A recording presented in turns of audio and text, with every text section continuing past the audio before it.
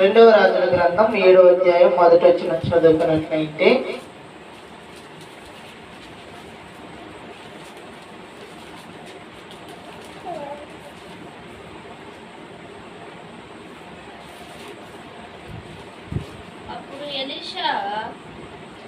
అప్పుడు ఎలీషా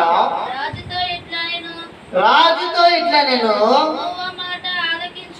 యెహోవా మాట ఆలకించుము. యెహోవా సెలవిచ్చినదేమనగా,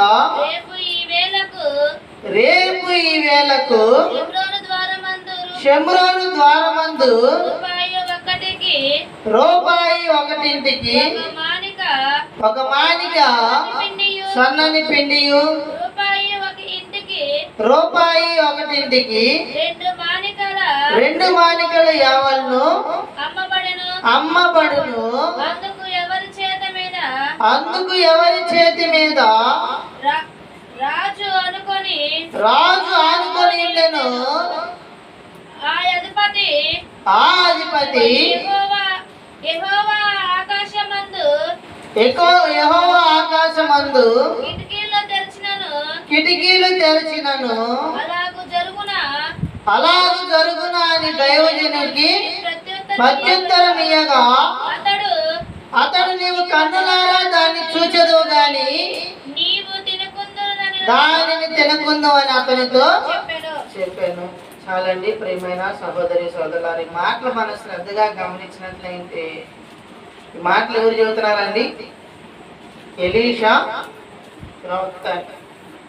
చూడండి, ఎలీషా ప్రవక్త ఎవరండి? ఏలి అనేటువంటి ప్రవక్త దగ్గర శిష్యుడిగా ఉన్నటువంటి వ్యక్తి అండి ఎలీషా ప్రవక్త. అంటే ఒక దైవజనుడు. చూడండి, ఎలీషా ప్రవక్త ఏం చేస్తున్నాడంట? అక్కడ ఉన్నటువంటి రాజుకి ఏమని చెబుతున్నాడండి? యెహోవా ఇదిగో ఇలాగా సెలవిస్తున్నాడు. ఏంటంటే, రేపు ఈ వేళకు షెమ్రోను ద్వారమందు రూపాయి ఒకటింటికి ఒక మానిక సన్నని పిండి, రూపాయి ఒకటింటికి 2 మానికల యావల్ను అమ్మబడును అని చెబుతున్నాడు. చూడండి, అసలు ఆ షెమ్రోను పట్టణం ఎలాగుందంట? ఎలాగుంది చెప్పండి? కరువుతో నిండి ఉందండి. చూడండి, ఆ కరువు ఎలాగుందంటే అసలు ఆ పట్టణముల ఆహారమే లేదండి. ప్రజల ఊరికి ఆహారం లేదు. ఎన్ని సంవత్సరాలండి? 7 సంవత్సరాల నుంచి ఆ పట్టణం మీదకి ఏమొచ్చింది? కరువు వచ్చింది. ఎందుకని 7 సంవత్సరాల నుంచి ఆ పట్టణం మీద కరువు వచ్చింది? ఎందుకనండి? ఆహాబ్ అనేటువంటి రాజు ఉన్నాడంట. ఆ రాజుకి ఒక కుమారుడు ఉన్నాడు. ఎవరండి? యెహోరాము. ఎవరండి? యెహోరాము అనేటువంటి కుమారుడు ఆహాబు రాజు ఉన్నాడండి. అయితే ఈ ఆహాబు రాజు మరణించిన తర్వాత ఈ యెహోరాముని షెమ్రోను పట్టణానికి ఏం చేశారంట? ఇశ్రాయేలు ప్రజలు రాజులు చేశారు. అయితే చూడండి, యెహోరాము ఏం చేస్తాడంట? యెహోవా దృష్టికి కీడు చేశాడంట. తప్పుడు మార్గంలో నడిచి ఇశ్రాయేలు ప్రజలు పాపం చేయడానికి కూడా కారణమయ్యాడని. ఎలాగుందంటే చూడండి, దేవుని భక్తి విషయాలు పెట్టి అన్య దేవతల్ని ఆరాధిస్తా వచ్చాడంట. కాబట్టి చూడండి, ఎలీషా ప్రవక్త ఏం చేశాడంట? నువ్వు ఇదిగో దేవుని దృష్టికి వ్యతిరేకంగా జీవించావు కాబట్టి ఈ పట్టణం మీదకి 7 సంవత్సరాలు కరువు వచ్చిందని ఆ ప్రవక్త చెప్పిన మాటను బట్టి ఆ షెమ్రోను పట్టణానికి ఏమొచ్చిందండి? కరువు వచ్చిందండి. ఎలాంటి కరువు అంటే చూడండి, ఆ పట్టణం ఎలాగుందంట? తినడానికి ఎటువంటి ఆహారం లేదండి. ఆ కరువుతో పాటు చూడండి, ఆ పట్టణం మీద కంట సిరియా రాజు అయినటువంటి జనాదాద్ అనేటువంటి వ్యక్తి ఆ పట్టణాన్ని ఏం చేశాడంటండి?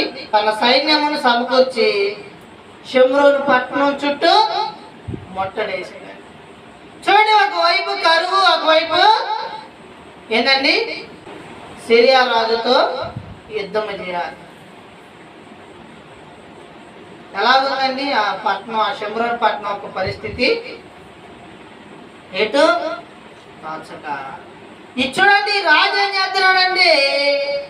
ఆ షమ్రోన్ పట్టణం చూడండి, ద్వారం మీద చూడండి నడుచుకుంటా తిరుగుతున్నాడండి. ఏం చేస్తున్నాడండి? ఆ పట్టణం యొక్క పాగారం మీద నడుచుకుంటా తిరుగుతుంటే అక్కడికి ఒక స్త్రీ వచ్చి, రాజా నన్ను ఏం చేయమంటుందండి? సహాయం చేయమని అడుగుతుందండి. నా ఏళ్ళవాడు నాకు సహాయం చేయమని ఒక స్త్రీ వచ్చి అడిగితే ఈ రాజు అన్నాడమ్మా, ఏం సహాయం చేయాలమ్మా నీకు? యెహోవా నాకు సహాయం చేయకపోతే నీకు ఎవరు చేస్తారమ్మా అని. చూడండి ప్రియమైన సహోదరి సోదరులారా, అక్కడ చూడండి, అక్కడ ఉన్నటువంటి ఆ స్త్రీతో అన్నాడమ్మా, ఇదిగో దేవుడు ఇదిగో నీకు కళ్ళంలో నుండి అయినాను, ద్రాక్ష తోటలో నుండి అయినాను, దేనిలోనైనా కానీ సహాయము వల్లపడదని చెప్పినప్పుడు నేను ఎలాగ నీకు సహాయం చేసేదమ్మా అని రాజు అడుగుతున్నాడు. అంటే చూడండి, మెంటుంది, అయ్యా నాకు ఇదిగో ఒక కుమారుడు ఉన్నాడయ్యా, నాకు ఒక బిడ్డ ఉందయ్యా, అలాగే నా ఇంటి పక్కన ఉన్నటువంటి ఆమె కూడా బిడ్డ ఉందయ్యా. అయితే చూడండి, చాలా దినము నుంచి కరువులో ఉన్నాం కాబట్టి ఆహారం లేదయ్యా. అయితే ఆ స్త్రీ నాతో ఏం చెప్పిందంటే, ఇదిగో ఈ దినాన నేను నీ బిడ్డను వండుకొని తిన్నాం, మన ఇద్దరం మన ఆకలి తీర్చుకుందాం, తర్వాత దినాన నా బిడ్డని వండుకొని తిన్నావు అని చెప్పింది అక్కడ. సరే అని ఏమేం చేసింది, ఆ బిడ్డను తీసుకొని వండుకున్నారంట, ఇద్దరు వండుకొని చక్కగా తిన్నారంట. తర్వాత దినం చూడండి ఏం జరిగింది, ఆమె బిడ్డ వంతు వస్తే ఆమె ఆ బిడ్డను ఏం చేసిందంట, ఈయనని చెప్పి దాచిపెట్టింది. ప్రియమైన సహోదరి సోదరులు, చూడండి ఆ పట్టణం ఎలాగుందంటే అంత కరువులో ఉందండి. అసలు చూడండి ఆ పట్టణంలో ఆహారం కానీ మాంసము కానీ ఎటువంటిది లేదండి. చూడండి ఎంతో కరువులో ఉందని, చివరికి బిడ్డలు కూడా వండుకొని తినే స్థితికి వచ్చి ఉన్నాయి. కాబట్టి చూడండి ఆ మాట రాజనగానే రాజుకి ఏం కలిగిందంట, బాధ కలిగి తన వస్త్రాలు చింపుకొని గోనె బట్ట కట్టుకొని ఏం చేస్తున్నాడండి, ఆ ప్రాకారం మీద నడుచుకుంటా ఒక మనుషుడికి చూడండి ఒక ఆజ్ఞ ఇచ్చాడండి. ఏమనంటే, ఇదిగో దీని అంతటి కారణం ఎవరండి? ఎలీషా దీని అంతటి కారణం కాబట్టి ఆ ఎలీషాని చంపని చెప్పి అతని తల తీసేసేయని చెప్పి ఒక దూతకి ఆజ్ఞాపించి ఆ దూత వెనక మాల చూడండి రాజు కూడా వెళ్తున్నటువంటి సమయంలో ఎలీషాకి చూడండి ఈ విషయం తెలిసి ఏమన్నాడు, ఇదిగో ఆ నరహంతకుడి కుమారుడు నా తలను కొట్టివేయడానికి ఒకరిని పంపి ఉన్నాడని నీకు తెలియదా? ఆ వ్యక్తి కానీ వచ్చేటట్టయింది, ఆ దూతలు రాకముందే నువ్వు తలుపులు వేసేయమని అక్కడ ఉన్న మనుషులు చెప్తే చూడండి ఆ సమయానికి దూత వచ్చిందంట.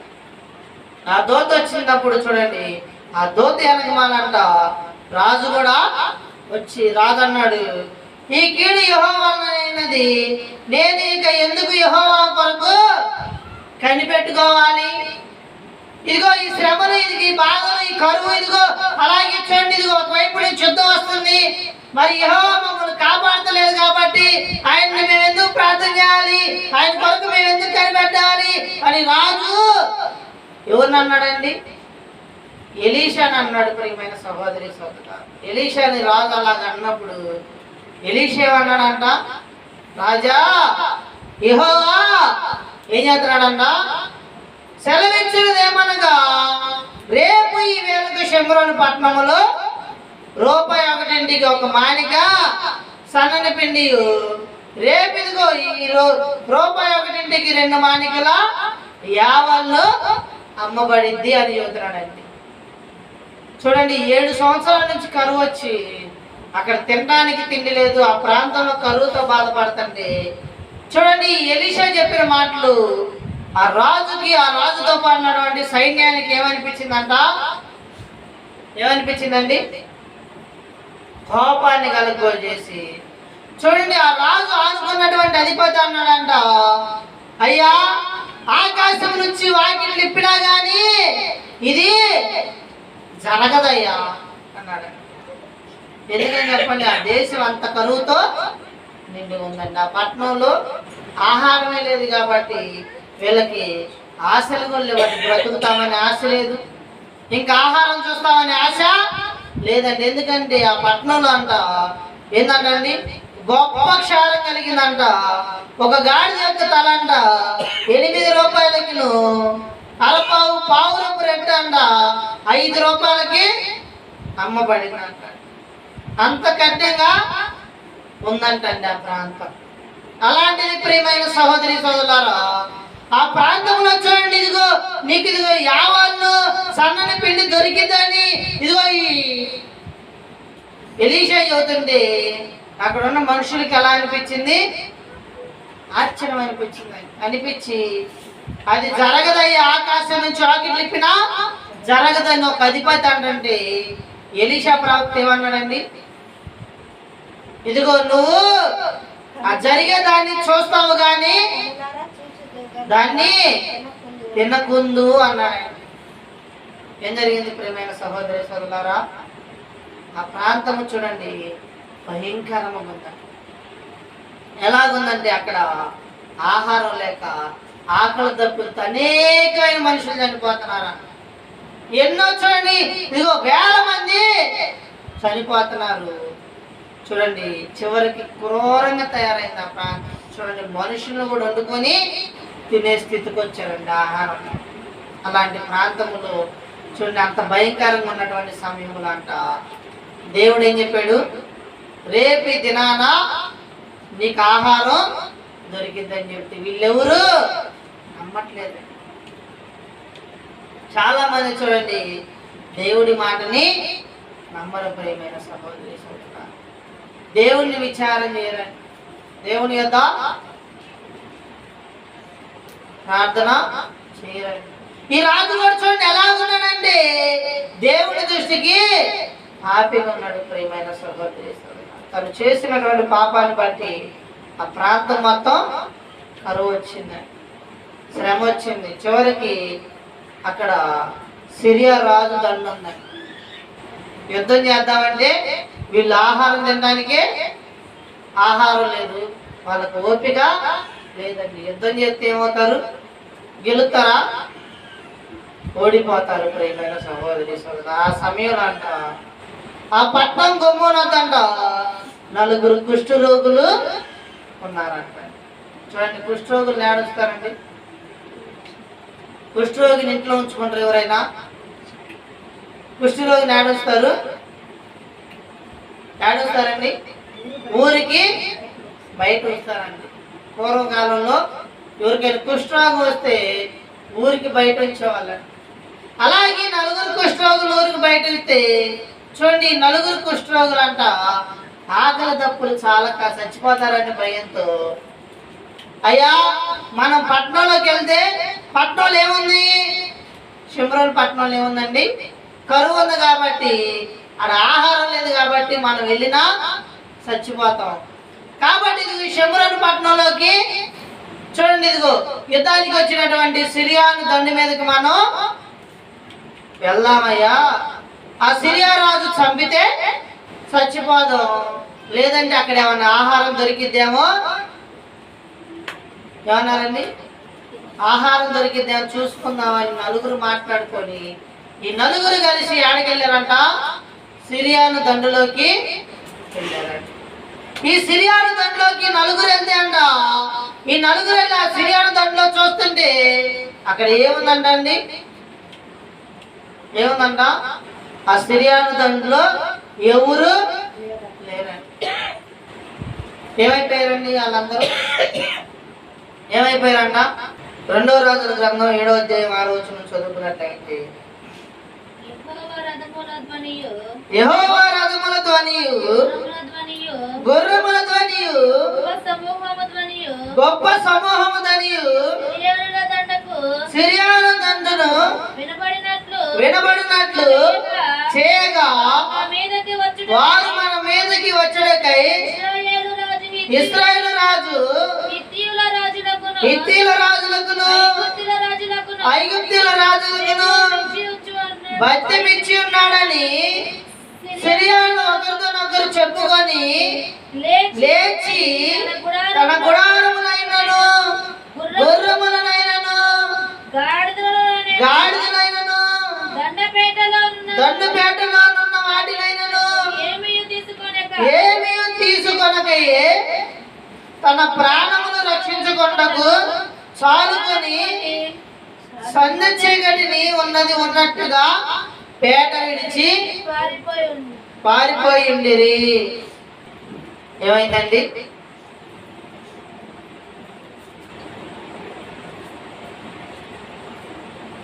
చూడండి ప్రియమైన సహోదరి సోదరులారా, ఈ సిరియాల మీద కంట యెహోవా ఏం చేశాడంటండి? గుర్రాల్ని ఏం చేశాడు? దేవుడు ఇదిగో మీకు ఆహారాన్ని ఇస్తాడని చెప్పాడు. చెప్పిన మాట ప్రకారంగా ఏం జరిగింది? ఏం జరిగిందండి? యెహోవా అంట ఆ సిరియాల దండి మీదకి ఏం పంపించాడంట? నిజంగా గుర్రాలు పంపించాడండి? పంపించాడు ఆ గుర్రాల్ని? ఏదంటండి? యెహోవా అంట రథముల ధ్వనియు గుర్రముల ధ్వనియు గొప్ప సమూహం ధ్వనియు సిరియా దండకు వినపడినట్లు చేశాడండి. గుర్రాలు బాలేదు, రథాలు బాలేదు, సైన్యం బాలేదండి. అయితే చూడండి ఆ ధ్వని కంట అక్కడ ఉన్నటువంటి సిరియాను భయపడ్డారంటే ఏమంటే ఇదిగో ఇక్కడికి హిత్తీల సైన్యమును ఐగుప్తీయుల సైన్యమును ఇదిగో ఇశ్రాయేలీయులు వారికి బద్యాన్ని ఇచ్చి ఇదిగో మన మీద యుద్ధానికి తీసుకొచ్చారు, మనం ఇక బ్రతకము, మనం చచ్చిపోతాము, వారి దెబ్బకి మనం నిర్మూలమవుతామని భయంతో అంట అక్కడి నుంచి మారిపోయారు. అసలు చూడండి, షమ్రోను పట్టణానికి కరువు వస్తే వాళ్ళ దగ్గర డబ్బులు ఉంటాయా? వారు అసలు ఐగుప్తీయుల్ని హిత్తీయులు కొనగలరా అండి? వాళ్ళకి డబ్బులు ఇచ్చి తీసుకురాగలరా? అసలు ఆ స్థితి ఉందండి వాళ్ళకి. కానీ చూడండి ఈ సిరియాలకు చూడండి ఏం కలుగు చేశాడు దేవుడు? గుర్రాలు తేలేదు, రథాలు పంపిలేదు, సైన్యాన్ని పంపిలేదు, కానీ వాటి ధ్వని వల్ల అంట అక్కడున్న మనుషులు భయపడి ప్రాణాలుంటే చాలనుకొని ఆ తెచ్చిన గుర్రాల్ని, తెచ్చిన బంగారాన్ని, తెచ్చిన ఆహారాన్ని సమస్తాన్ని చూడండి ఆ పేటలో విడిచిపెట్టి సిరియాలందరూ పరిగెత్తారంట. చూడండి ఏం జరిగింది అక్కడ? యెహోవా చెప్పిన మాట నెరవేరింది. దేవుడు అంట తన సేవకుడికి ముందుగానే ఏం చేస్తాడంట? బయలుపరుస్తాడండి. చాలా మంది చూడండి ఏం చేస్తారు? తెలుసుకోలేరు. చాలా మంది సేవకులు చెప్పిన మాట వినరంట. అమ్మ ఇది చేసుకోమంటే వినరు. అయ్యా ఇది చేసుకోయా, దేవుడు ఇది చెబుతున్నాడు అయ్యా, నీ కుటుంబంలో ఇది శ్రమ వచ్చిందంటయ్యా, ఇది బాధ వచ్చిందంటయ్యా, ఐదుకి ఇలా ప్రార్థన చేసుకోమని చెబుతున్నాడు అయ్యా, ఐదుకి ప్రమాదం ఉందంటయ్యా అని చెబితే సేవకుడి మాటని ఎవరు లక్ష్య పెడతారండి? ఏమనుకుంటారు? ఇది మమ్మల్ని భయపెట్టాలని చెబుతున్నాడు అనుకుంటారు. దేవుడు అంట తన సేవకుడు చెప్పండి ఏది చేస్తాడండి? చేస్తాడా? చూడండి ఆమోసు గ్రంథం 3వ అధ్యాయం 7వ వచనం చదువుకున్నట్లయితే, తన సేవకులైన ప్రవక్తలకు తాను సంకల్పించిన దాన్ని బయలుపరచకుండా ప్రభు అయిన యెహోవా ఏమీ చేయడు. ఏంటంటండి? సేవకుల కంట తను చేసేది ఏది చెప్పకుండా చేయడా? సేవకులకు బయలుపరుస్తాను. చాలా మంది సేవకులు అమ్మ ఇదిగో నువ్వు ఇలా ఉన్నావు, ప్రార్థన చేసుకోమంటే నువ్వేం చేయాలి? సేవకుడి మాటని ప్రార్థన చేసుకోవాలండి. ఎందుకంటే ప్రతిదీ దేవుడు సేవకుడికి తెలియపరుస్తాడండి. సేవకుడి మాట వినాలి ప్రియమైన సహోదరి. ఏ లోపం ఉన్నా, ఏ పాపం ఉన్నా దేవుడు అయ్యా ఇదిగో ఆ వ్యక్తిలో ఇదిగో ఉంది, లేకపోతే ఆ వ్యక్తికి ఇది శ్రమ వచ్చింది, బాధ వచ్చిందని చెబుతాడండి దేవుడు. అలాగే చూడండి, ఈ ఎలీషా ప్రవక్త కూడా ఏమని చెప్పాడు, ఇక ఆ పట్టణం మీదకి ఇదిగో ఈ వ్యక్తులు వస్తారు, ఇదిగో వారికి ఇదిగో ఇలా ఆహారాన్ని ఇస్తానని చెప్పాడు. రూపాయి ఒకటింటికి ఒక మానిక సన్నపిండి, రూపాయి ఒకటింటికి 2 మానికల యావత్ రేపుడికి ఈ దినాన్ని నీకు ఇస్తానని చెప్పాడు. అక్కడ ఉన్న రాజు నమ్మలేదు, అధిపతులు నమ్మలేదు. కానీ అక్కడ ఏం జరిగిందంట? ఏం జరిగిందండి? సిరియా దండుని దేవుడు ఏం చేశాడు? వెళ్ళగొట్టాడండి. ఎలా వెళ్ళగొట్టాడు? ఒక ధ్వని ద్వారా వెళ్ళగొట్టాడు. గుర్రముల ధ్వని, రథముల ధ్వని, మనుష్యుల ధ్వని. ఆ ధ్వనికి చూడండి వణికిపోయి వెళ్ళిపోయారండి. ఈ కుష్ఠరోగులు చూడండి ఆ ప్రాంతానికి వెళ్ళంట. ఆ ప్రాంతంలో చూస్తే ఎక్కడ ఎవరు లేరండి. లేకపోతే చక్కగా అక్కడ ఉన్న భోజనం తిని అక్కడ ఉన్న కొంత ధనాన్ని చక్కగా తీసుకొని వెళ్ళిపోతున్నారు. వెళ్ళిపోతా అనుకున్నారు. ఇది మంచి విధానం కాదు, మనం తింటూ కాదు, కానీ మనతో పాటు మన పట్టణస్తులు కూడా ఈ ఆహారాన్ని తినాలని చెప్పి చూడండి ఏం చేశారంట? ఈ కుష్ఠరోగులు చూడండి ఆ పట్టణం ద్వారం దగ్గరికి వచ్చి ఆ ద్వారం దగ్గర వచ్చున్నటువంటి అధిపతులతో, అయ్యా ఇది ఇలా మేము సిరియాను దండులోకి వెళ్ళామయ్యా, అక్కడ అన్నటువంటి ఏ మనుషులు లేడయ్యా, అక్కడ బంగారము, ఆహారము, ధనము చూడండి చాలా ఉన్నాయా, అదంతా చూడండి అయ్యా. వాళ్ళు విడిచిపెట్టి ఆడికెళ్ళారో తెలియదు. ఈ మాట రాజు చెబుదాన్ని మేము వచ్చామని, కానీ అధిపతులు ఆ మాటను రాజు వరకు పంపించారండి. అయ్యా రాజా ఇది ఇలా జరిగిందంటే ఆ రాజు అక్కడ ఉన్న అధిపతులందరినీ పిలిచి ఒక సమావేశం వేసాడు.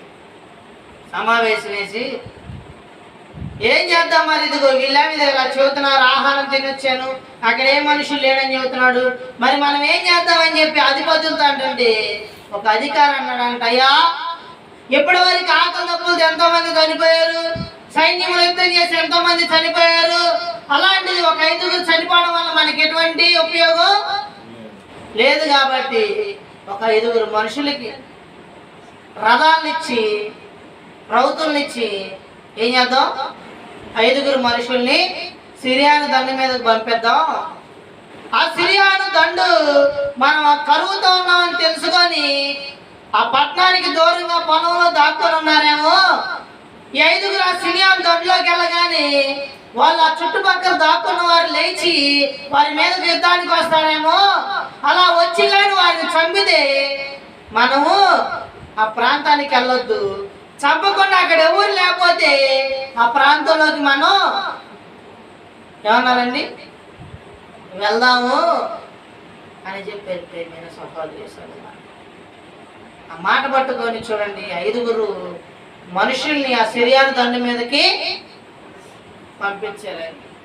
ఈ మనుషులు 5గురు ఆ సిరియాను దండులోకి ప్రవేశించి ఆ దండు నుంచి చూడండి యోర్దాను నది వరకు ఏం చేశారంట, తన గుర్రముల మీద ప్రయాణమై ఆ మార్గం అంతా వెళ్ళారంట. వెళ్తే చూడండి వారికి ఏమాగపడి అండి, ఆ సిరియాను దండులో ఉన్నటువంటి ఆ సిరియాను ప్రజలందరూ అంట ఏం చేశారంట అండి, ఆ ప్రాంతాన్ని విడిచిపెట్టంట పరిగెత్తుకొని ఏం చేశారంటండి వెళ్ళిపోయారంట. ప్రేమైన సహోదరు, ఎలాగంటే చూడండి పోయినంత లెక్కంట పారవేసిన సామాన్లు, పారవేసిన వస్త్రాలు కనిపించినాయి అంటండి ఈ 5గురు రౌతులకి. అప్పుడు అనుకున్నాడు ఇక వాళ్ళు పారిపోయారేమని అనుకొని ఆ షెమ్రోను పట్టణంలో ఉన్నటువంటి రాజు సైన్యం మొత్తం కలిసి ఈ దండులోకి వచ్చి ఏం చేసిందంటండి చూడండి 2వ రాజుల గ్రంథం 7వ అధ్యాయం 16వ వచనం చదువుకున్నట్లయితే, జనులు బయలుదేరి సిరియాను దండుపేటను దోచుకొనిది, కాబట్టి యెహోవా మాట చొప్పున రూపాయి ఒకటింటికి ఒక మానిక సన్నని పిండి 2 మానికల యావన్ను అమ్మబడిను. ఎవరి చేతి మీద రాజు ఆనుకొని ఉండెను ఆ అధిపతి ఆ ద్వారమును నిలబట్టకు నిర్ణయింపబడగా రాజు దైవజనుని యొద్దకు వచ్చినప్పుడు ఆ దైవజనుడు అతనితో చెప్పిన ప్రకారం ద్వారమందులు జనులు త్రొక్కుడు చేత అతడు మరణమాయే. ఏమైంది చెప్పండి? ఆ ఎలీషా ప్రవక్త చెప్పినట్టుగానే చూడండి, ఆ సిరియాను దానిలో ఉన్నటువంటి ఆహారాన్ని ఈ ప్రజలందరూ దోచుకున్నారంట. రేపటికి ఏం జరిగిందంట? ఆ చెప్పిన మాట ప్రకారం 1ంటికి 1 మానిక సన్నని పిండి, 1ంటికి 2 మానికలు యావలు అమ్మబాడిని అంటారు. అలాగే చూడండి, ఇదిగో ఏ అధిపతి అయితే ఆకాశం నుంచి ఇవి కింద పడతాయా అని అడిగిన వ్యక్తి చూడండి, ఆ ద్వారం బయట కాపలాగుంటేనంట ఏం జరిగిందండి? అక్కడ ప్రజలు ఆహారం కోసం చూడండి పరిగెత్తుకుంటూ వస్తే ఆ ద్వారం దగ్గర అంటే ఏం జరిగిందంట? ఆ వ్యక్తి నుంచొని ఉంటే ఆ నుంచున్న వ్యక్తిని ఇవేం చేసినాయి అంటండి? తొక్కేసినాయి అంట. చూడండి, అక్కడ ఉన్న మనుషులు అంట అధిపతిని తన కాళ్ళతో తొక్కేస్తే ఆ వ్యక్తి ఏమైపోయాడంట? చచ్చిపోయాడండి, మరణమయ్యాడండి. మరి సేవకులు చెప్పిన మాట జరిగిందా? చాలా మంది సేవకుల మాటను పట్టుకోరండి, నమ్మరండి.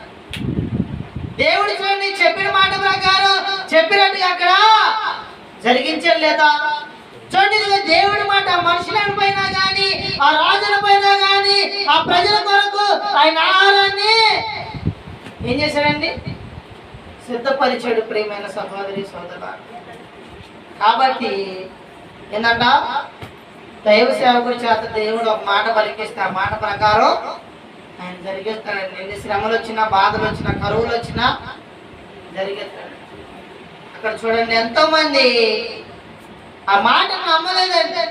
అధిపతులు నమ్మలేదు, రాజు నమ్మలేదు. చూడండి, ఇదిగో ఎన్నో సంవత్సరాల నుంచి కరువుతో మేము బాధపడుతున్నాం, మాకు ఆహారం లేదు అని ఎంతో ఆలోచిస్తుంటే చూడండి, ఇదిగో ఆ సేవకుడు చెప్పిన మాట జరిగిందా లేదా? జరిగింది ప్రియమైన. కాబట్టి ఆ మాట ప్రకారం జరిగిందండి. ఆ వ్యక్తి మరణించాడు, ఆ ఇశ్రాయేలు ప్రజలకు ఆహారం కూడా దొరికిందండి. కాబట్టి మనం దైవ సేవకుడు ఏదని చెప్పినప్పుడు మాట వినాలండి. దేవుడు ఒక మాట ఇస్తే ఆ మాటని నెరవేరుస్తాడు. కాబట్టి ఆ మాట ప్రకారం జీవించాలండి. దేవునికి నమ్మకంగా బ్రతకాలి. అలా బ్రతికినప్పుడు కరువు నుంచి అయినా, శ్రమ నుంచి అయినా, యుద్ధం నుంచి అయినా ఆయన విడిపిస్తాడు. తన రాజ్యాన్ని స్థిరపరుస్తాడు. కాబట్టి అదే విధంగా జీవించాలని మనసారా కోరుకుంటూ ఈ చిన్ని మాటలు దేవుడు తన వెలిగిల్లో జ్ఞాపకం చేసుకోవాలి. ప్రతి ఒక్కరికి వందనాలండి.